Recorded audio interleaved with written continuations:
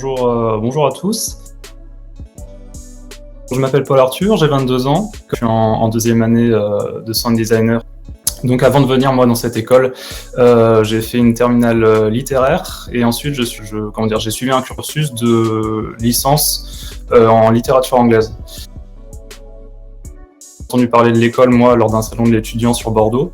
Lorsque j'étais en première, et en fait j'ai de suite voulu venir dans cette école car ce que je recherchais moi c'était faire de la musique pour les films, pour les jeux, etc.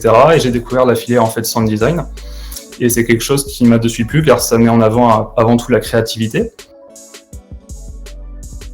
En fait, comment ça se passe au niveau des cours sur 2 ans, sur le cursus normal de sound design, c'est qu'en première année, en fait, on a un apprentissage de base du studio d'enregistrement. C'est un petit peu joint avec la filière technicien du son, sauf qu'on fait évidemment, nous, juste les bases, on ne va pas aller pousser le studio, mais c'est nécessaire, on apprend à enregistrer des voix, à utiliser un certain type de micro, on apprend également à enregistrer des instruments de musique.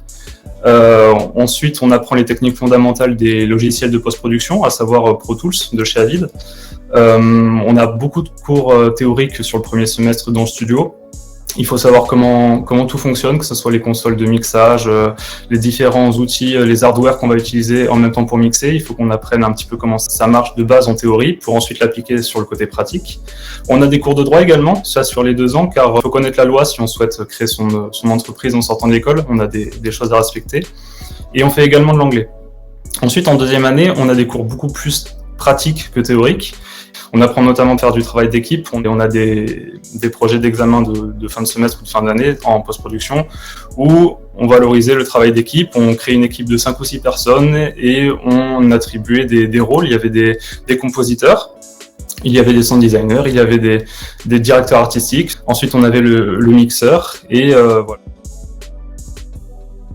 Et la relation qu'on a avec nos profs, c'est de suite une très bonne relation. Dès qu'on a un problème, ils sont là pour nous aider. On est très vite épaulés.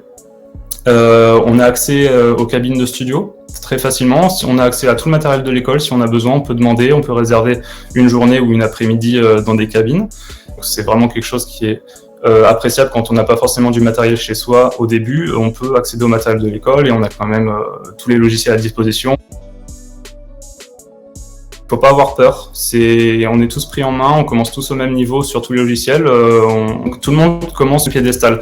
Il n'y a pas à avoir peur de ne pas avoir un niveau musical élevé quand on rentre dans cette école.